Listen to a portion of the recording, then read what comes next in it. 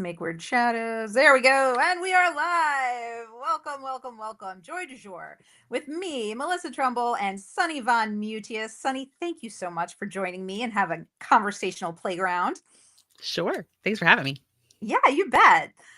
We were talking before we popped on here about curiosity, the role that, actually receiving can take. And Sunny, I adore your extreme way of living and experiencing things. I love, love, love, love that you engage with people who have like polar opposite views of the world, and you allow yourself to be curious about those people and to not try to sway them or explain your side. Like, let's talk more about how difficult that is for us as people. Yeah, I think it I think it is. I don't think that we get a lot of training, education, support, or modeling and what that even looks like. Right. Yeah, and I was mentioning to you, like, my idea of, like, 2 fire hoses, like, when they're Yeah. just shooting water at each other, but nothing gets through, nothing permeates, so both parties are intent on being heard, and therefore neither party is heard, and it's Mhm. difficult, to say the least, for us to step back from those, lizard brain reactions Mhm. in order to just listen and be curious and be present for what the other person or people are saying. Well, especially when right now in the US, so many of those conversations that are happening where there's potential, conflict or that fire hose, they feel to one or both parties like they could be like life or death. Like it could Yes. change, like your difference of opinion could Yeah. drastically change my quality of life or could put me and people I love at risk. And suddenly it's all feeling like very heavy, very significant.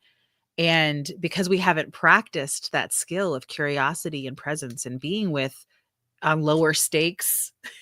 situations, right? Yeah. Like suddenly that ineptitude, that lack of ability that we have is starting to be very, very evident because the stakes feel a lot higher. Right. Yes, because you're talking about how I live. Like, do I have the right for free speech? Do I have the right Mhm. to exist without violence? Do I have, or are these people threatening society in the way that they are living? Yeah. And I do believe that most people are trying to make the world better. They are Mhm. not they are not agents of hatred, or they're not trying to harm anyone. And yet, when their viewpoint or their beliefs or whatever they're advocating for threaten what I want, it's so difficult not to feel threatened, challenged, that I'm maybe not hated, but that I belong to a group that is less than. Mhm. Or is And being judged. yes, oh my gosh, that's huge. Yeah. And yeah, what do you think about that? Well, so what I do most of the time, not all of the time, because I also am a human being with feelings. What? And I also, like, to be fair, I have a lot of experience. I've gone out purposely and gotten a lot of experience and muscle and like put myself in situations to distill my like this is a playground I've put myself in on purpose, right? Mhm, mhm. So what I do most of the time when somebody says something, and this happens to me a lot because I can pass for a lot of things and people don't always clock me as fitting into some of the communities that I fit into, right? So I'll be talking to somebody, they know I'm in ministerial school and they assume that our beliefs completely align, right? Or they know that I'm married to a man and they assume that I'm straight, right? And so they say something that makes me feel judged, Mhm. scared, angry, triggered, and what I attempt to do most of the time is to acknowledge that. Mhm. Wow, I'm realizing that you're assuming we align on beliefs that we don't. And I'm feeling like I just noticed my heart rate increased. Like, And you I would think actually say you that? say it out loud. Like, wow, I I'm love noticing that. that what you said caused like I'm blushing right now. Wow. Like Interesting. give me just a minute to be with that. And I like even just saying that buys me a minute in my head to reorganize that person where they fit in my filing cabinet of friends or acquaintances, right? It gives me a minute to take a couple of breaths to say those words. And then Mm-hmm. I get to say, like, let me think about how I want to respond to that. I might even say that out loud just to acknowledge what's happening. And it gives them a chance to reprofile, to realize, like, wow, I just made this person scared of me. Right. So it puts it all Mm-hmm. in the space. And a lot of times when we put the experience in this space, I believe 99% of people are doing what they think is right. And I don't think most people want the person in front of them to feel scared of them. Fair.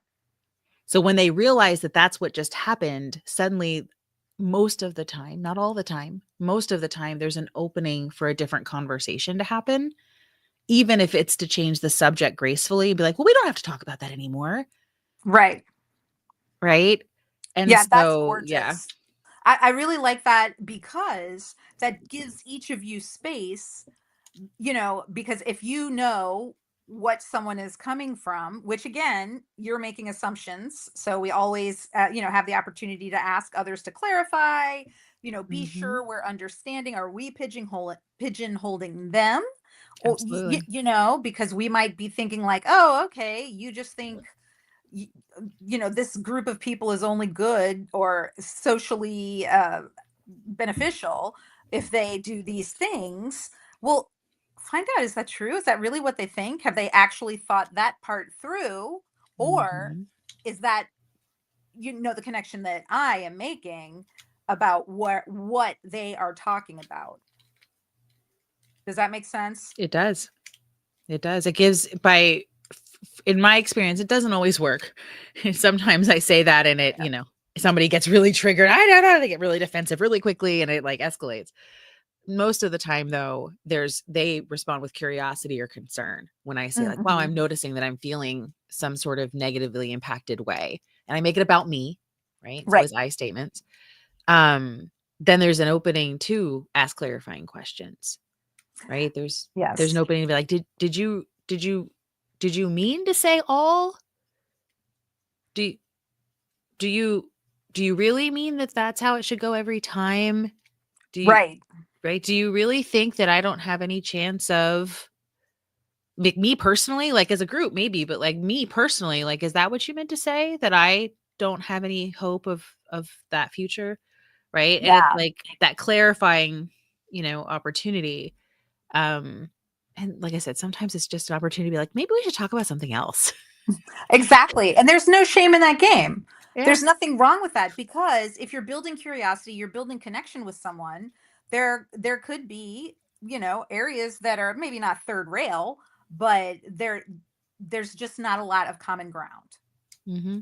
And I think that one of the things about curiosity that is so lets us be so much more facile and nimble when we're dealing with other humans is that we can hop around from area of interest to area of interest. It doesn't have to Yeah. be solely focused on what we differ on. We can Hmm. look for the commonalities.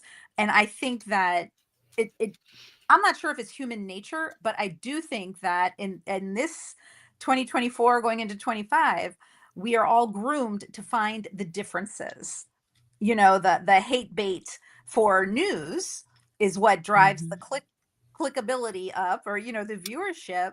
And so that's what we're being fed, and it doesn't matter what your ideology is, like whatever viewpoint you have, someone's attacking it and someone is so promoting it and telling people that everyone's wrong who doesn't believe this way. And that's just because it gets emotions going and it gets viewership or clickability.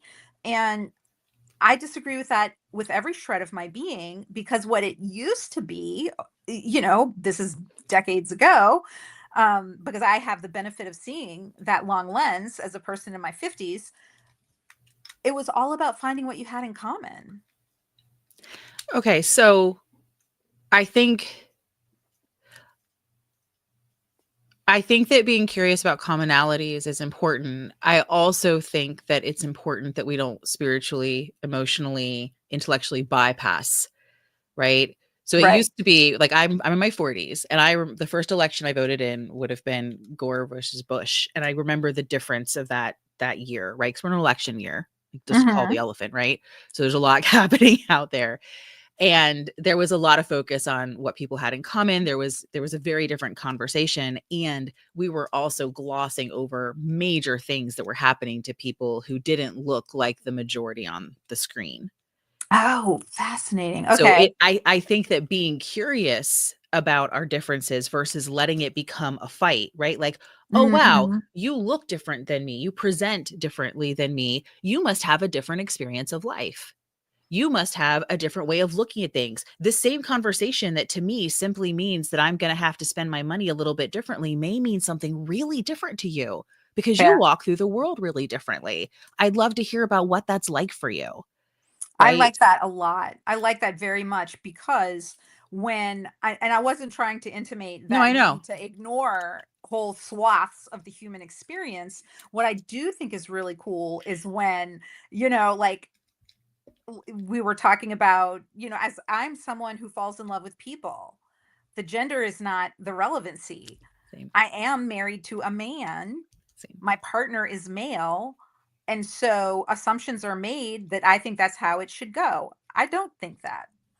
I Mhm, think it should go that you find someone who compliments you in a beneficial way, brings out your best, makes you want to present your best self, mhm, right? Because I think we bring ourselves to the party to dance together, and we want to bring our best selves to that. mhm, And if you're with a person who inspires you, then you're going to want to be better and better. And if you're with a person that denigrates you, you may just be lashing out, mhm, and gender's not part of that construct. And so for me, um, I, I, I feel minimalized when that does happen, and people mhm. assume that I have like oodles of kids or, and everything. And I'm like, I mean, I got knocked up when I was young and had a baby and did place it for adoption. So yeah, I've had a child. I have participated in the raising of stepchildren, but I didn't have children of my own to raise. Like that wasn't my life's path, and tears have been shed over it and it doesn't matter. So the assumption that everyone is a parent and everyone can talk about that. I mean, I'm in a weird hybrid sitch because I'm the second of 9 children. So I kind of raised my siblings, but Yeah. that's very different from choosing to have your own children. So thinking about curiosity, what I have found supportive is you just listed for us a whole bunch of labels that are put on you Hmm. from assumptions, right? Right. So when I am sitting with someone who I'm feeling tension with, I strive to remember all of the labels that are put on me, possibly accurately or not, and to try to then catalog all of the labels I'm putting on this person and then get curious about them. So, like, I purposely pull to the Yes. forefront, what am I assuming about this in person in front of me, and how can I Right. get curious in order to prove or disprove those assumptions to make sure that the way I'm responding to this person is as accurate and heart-centered as possible? Oh, that's gorgeous. I love that so much. And you get to be inquisitive, Mhm. I Now, think yeah. we don't sometimes I get accused of interrogation because 'cause I'm like, "I have so many questions about you." Yes, I totally get that, and, like, what I've learned about that is, like, please forgive me if I'm overly curious, I don't mean to pry, but Yeah, I am fascinated with the human experience, and I would love to know yeah. more about Yours. XYZ, whatever the thing is, Yeah, and that lets people go like, "Oh," and go from, to, "Oh, okay, let me share." absolutely. If they want to, and I also recognize that everyone has a different experience of what's good conversation and what's a good chat in the grocery store line or at the Yeah. whatever the event is where you are that you are chatting with someone. And what I think is fun or is acceptable or what that's all that is. That's what I think. Yep. There's no uniform social more or practice that everyone in every region, even of your own country or state or town, is Mhm. is going to be in agreement. But like, oh yeah, that I would totally be upfront and honest about whatever this is about, I talk about my childhood. I talk about, traumatic events. A lot of people don't want to talk about that to anyone Yeah, ever. I don't do small talk super well. I'm And terrible at it. but for some people, like that's a real security blanket. Like that's a Hmm. real that's an ingrained generational polite society. Like they only do small talk until you have done something to prove that you're in their inner circle. Yeah. And so that's something I've had to learn and remind myself of often, to your point. Like not everybody in the grocery line is like ready to go deep into a conversation about how their grandma used to make that particular type of bread and how excited you are to have found it on the shelf. They're like, or we could talk about the fact that it's a pretty bag. Like like isn't the flour on the bag pretty, right? Because it's like they're not ready to go that deep and hear about my family's memories or whatever. So Right. everybody Right. has different comfort zones of how open they are to curiosity and how willing they are to be in the curious space. Yes, yes, exactly. And also, like, I've done a ton of work to be able to candidly discuss things that have happened, issues in the world, et cetera, to where I'm not triggered. Yeah. But that doesn't mean that other people are just going to be able to hear a story about whatever topic and not just be like, and that is a heartbreaking, terrible aspect of humanity, as opposed to, it's interesting. Why is this situation in world events like the way it is? Or town events or neighborhood Mm-hmm. events. Like, I mean, whatever it is you're discussing, I'm immediately going to like telescope out and look at the bigger picture. And that's not how everybody's brain works. Mm-hmm. Yeah, for sure. For Well, sure. I would love, Sunny, if you could share, because you have just had such an amazing life and you have embraced so many different types of people, and just really with curiosity and wanting to understand where they are and what their experiences stem from. What are your tips and any tricks or any ideas of how we can, be more open and be more receptive to taking in and learning about others? Yeah, I'll bring it back to what you and I had discussed another time is that for me, looking the way I do, acknowledging that, right? For me, what helps is to consider, like, what if it's true that 99% of people are doing what they think is right? Okay. If that's true, it is not that they hate me. It is that their circumstances in life, their inputs, right, where they're getting their data, the people that's influencing their belief system is telling them that something about my existence is making the world wrong, is making the world need to be fixed or judged or shifted. But it's not that they hate me. It's not Right. a hate conversation. It's a what's right conversation. And there's something about that little pivot that Hmm. allows me to offer a bit more spaciousness to the conversation. Because if I'm in an experience where I'm feeling judged, needing to be fixed, hated, right? Like my existence isn't, valid at all, which I fit within quite a few spaces where that could be true in the current conversation. If that's where Hmm. I'm coming from, I don't have any room to be curious. I'm in Right. fight or flight mode, Yes. right? Yep. So when I notice that experience of feeling triggered, when I have that moment where I might be saying like, wow, I'm noticing that I'm feeling really uncomfortable right now, also bringing in that conversation of their lens on this is not hate. Their lens on this is wanting to do what's right. In social That's justice work, impact is what matters. Intent is not, right? It's our impact Mhm. that matters. What I strive to do in order to stay in a space, for me, a lot of this comes to social justice work. This could totally just be your everyday life. I'm not saying you have to take it to extremes. That's just what I do because that's what I'm called to. I strive to connect to the intent in order to better understand the impact. That's gorgeous. And I also adore that we get to look at what is the impact of how we think, what we're doing, what our conversation leads to.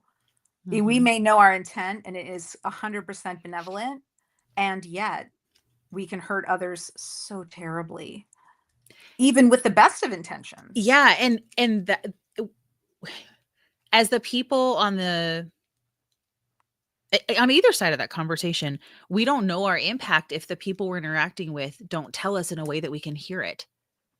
Right. Or if we're not even listening. Right. Right.